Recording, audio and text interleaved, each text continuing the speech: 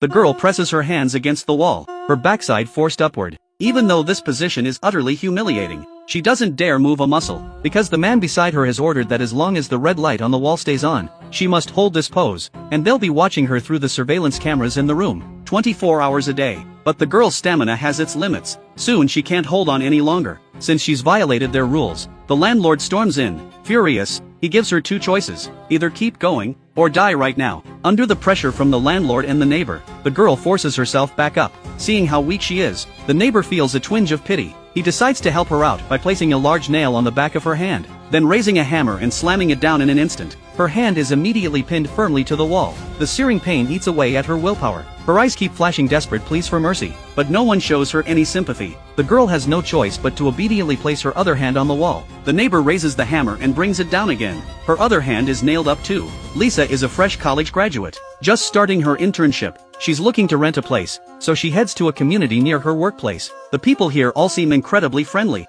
each one greeting Lisa warmly. This naturally makes her quite happy, but when she walks into the apartment full of expectations, she finds it already packed with prospective tenants. Lisa figures there's no way she'll get picked, so she turns to leave. But then a manager named Jerry calls out to her. She says they don't go by first come, first served here. Everything depends on personal chemistry. After a brief conversation, Lisa successfully moves into the apartment. The next day, while carrying her luggage, she suddenly notices a one-eyed man on the third floor watching her. The moment he's spotted, he quickly walks away. Lisa feels something's off, but the sudden appearance of her neighbor Jesse puts her at ease. He's polite and quite handsome, not only offering to help with her luggage but also inviting her to a barbecue party downstairs. Lisa can't refuse such a kind invitation. She hurries back to change clothes and joins the party. The old lady shows her around the community and introduces every neighbor. Everyone is warm and harmonious, each one more polite than the last. But the one-eyed man Lisa saw earlier sits alone in the corner reading a book. That evening, while everyone's enjoying dinner, the one-eyed man suddenly rushes over to Lisa.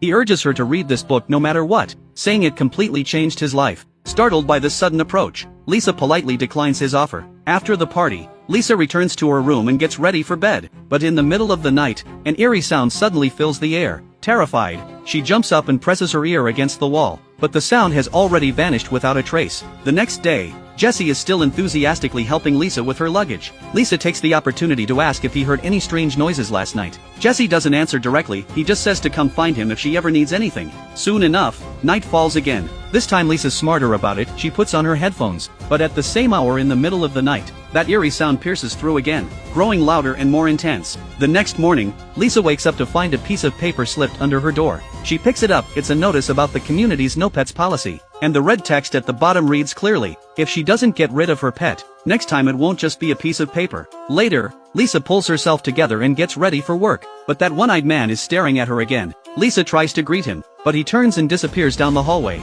At the office, Lisa can't stop thinking about the one-eyed man. Her co-worker Anna notices something's wrong and suggests they have dinner at Lisa's place after work. Soon the two arrive at Lisa's apartment. During their conversation, Lisa mentions the strange noises at night and the threatening note about her cat. Anna comforts her, telling her not to overthink things. Life is only 30,000 days, just take it one day at a time. Lisa feels noticeably better after hearing this. In the dead of night, while Lisa is sound asleep, she suddenly smells something burning. She gets up and checks the living room, where she spots that same notice from the morning. The microwave is running. A terrible feeling washes over her. She musters the courage to open it and finds her beloved cat reduced to a charred lump of flesh. Lisa stumbles backward in horror. Then a dark figure suddenly flashes past.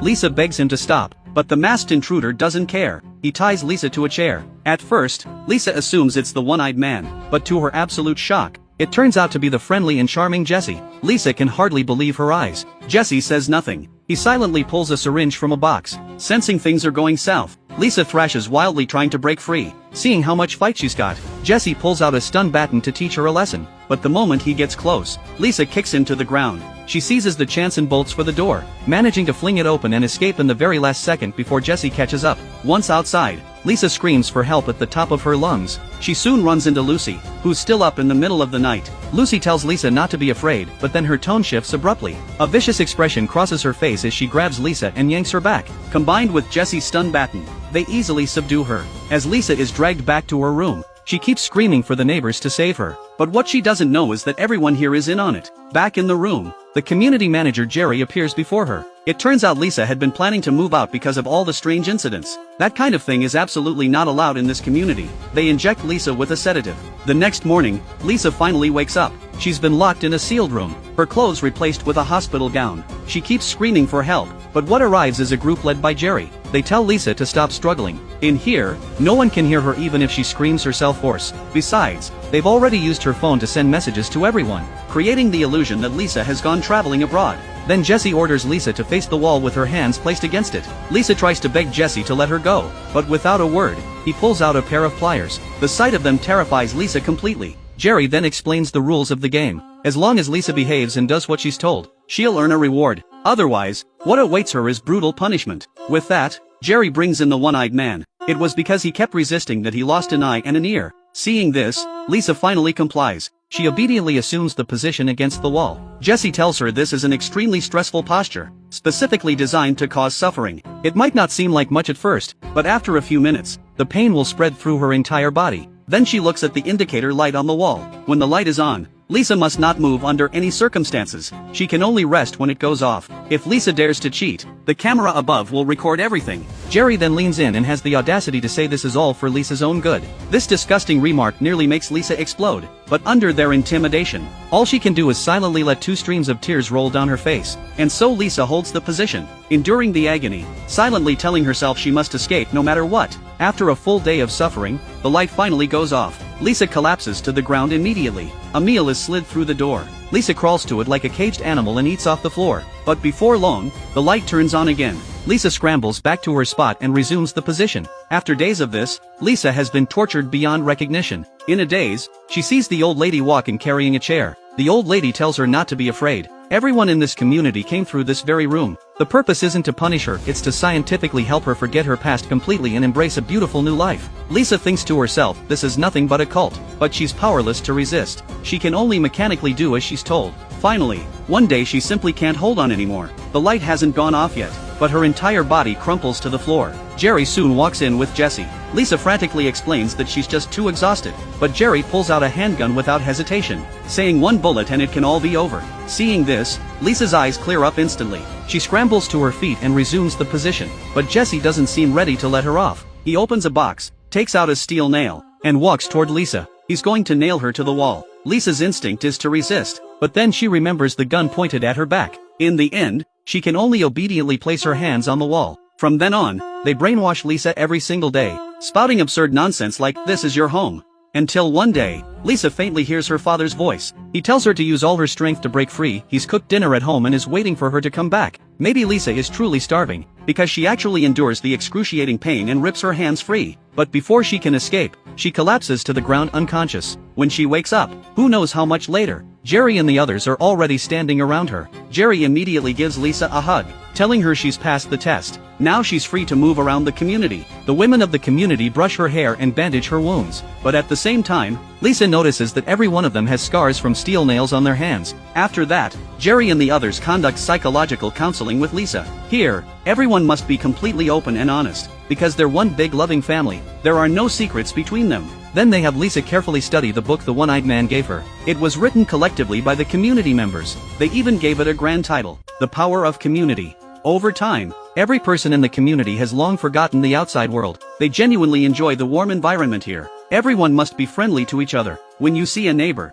you absolutely must smile and say hello. If anyone dares to challenge the rules, they'll face punishment from the entire community. And after being beaten, the person must nod and say thank you. Accepting punishment also means being completely forgiven. When tomorrow dawns, everyone is one big happy family again. In the days that follow, Lisa never stops thinking about escape, but each time, the one-eyed man signals her to stop. A full year passes like this. Because of her good behavior, Lisa earns Jerry's trust. He even personally takes her to see the community's surveillance room. Looking at the screens, Lisa finally realizes that everyone's daily life is being monitored around the clock. Then Lisa notices a camera behind her. She asks Jesse who's watching on the other end of that one. Jesse doesn't answer, he just tells her to mind her own business. Finally, Lisa notices on the monitors that the old lady seems to be having some kind of episode. Jesse immediately calls for help. Soon everyone gathers at the old lady's place. Jesse says it's time to say goodbye. Lisa senses something is wrong. Then she sees Lucy pull out some equipment. Lisa tries to intervene, but Jesse says the old lady is too old to contribute anything more to the community. They don't have enough resources to keep caring for her. The only option now is euthanasia. And just like that, the old lady is suffocated to death inside a plastic bag. Seeing that Lisa has fully integrated into the community, they actually arrange a husband for her. But never in her wildest dreams did Lisa imagine the man she's supposed to marry is the one-eyed man. Despite her absolute unwillingness, when you're under someone else's roof, you have no choice but to bow your head. With no other option, Lisa follows the one-eyed man home. Just then, Jerry rushes over in a panic. It turns out Lisa's father has found the community. Jerry warns Lisa she must never let him know anything about this place. Otherwise, her father will die. Soon her father arrives at Lisa's door. He wants his daughter to come home with him. The reason Lisa moved away for work in the first place was that during her mother's illness, her father couldn't control himself and had an affair. When Lisa found out, she wanted to tell her mother, but her mother was already gravely ill. Hearing this would surely destroy her. So her mother died still believing her husband was a good man. Now her father has realized his mistake and sincerely hopes Lisa will come home. Lisa's heart wavers, just as father and daughter embrace tightly. Jesse appears behind her father with a knife. Lisa knows that if her father doesn't leave, they'll kill him, so she deliberately says cruel things to drive him away. Thankfully, she succeeds in making him leave angry, and so Lisa begins a hopeless married life. The one-eyed man tells her that when he first arrived, he also thought of nothing but escape until he lost his eye and his ear. Only then did he settle down. He hopes Lisa will accept her fate too. Since she can't change any of this, she should try to embrace a new life. Before long, the community finds a new target and it turns out to be Lisa's co-worker Anna. Having been fired from her company, Anna also chose this place to rent. Unfortunately, Jerry takes an immediate liking to her. Anna goes through the exact same ordeal as Lisa, but she's even fiercer. She actually bites off a chunk of Jesse's ear. Seeing this, Lisa volunteers to try talking to her. She tells Anna a whole lot of things, but the gist is, submit for now, and escape when the time is right. But Anna is completely stubborn. Not only does she refuse to understand Lisa's good intentions, she kicks Lisa while she's at it. But the moment she tries to run out the door, she's knocked to the ground. Since talking nicely doesn't work, they'll have to do it the hard way. Jerry ties Anna to the floor, then makes Lisa hold her head down and hands Lisa a screwdriver. Jerry himself pulls out a hammer, ready to deliver the final blow. But at the critical moment, Lisa turns and plunges the screwdriver into Jerry's neck. She grabs Anna and they run, but they barely make it 2 steps before Jerry,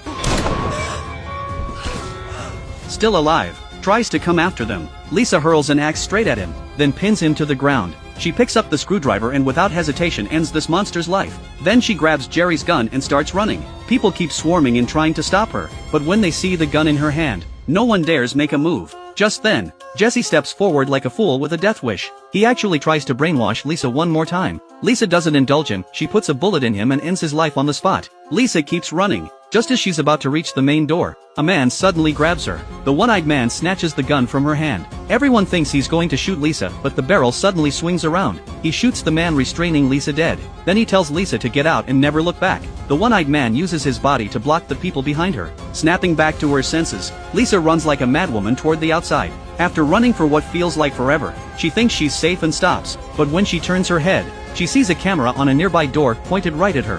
Then, one by one, red lights begin turning on all down the street. Lisa realizes she may never escape this place in her lifetime, but even so, she has to try. Lisa starts running again, disappearing into the darkness of the night. This is a horror film about human nature. Compared to those jump-scare horror movies, this kind of fear built deep within the mind is far more devastating. At the same time, it profoundly reflects social reality. The seemingly perfect life in the community is nothing but a disguise to mask its evil nature. The film shows us the complexity of human nature. Take the one-eyed man, he's been assimilated by the community on one hand, yet shows his goodness at the most critical moment. That's all for today's movie. I'm Jack. See you next time.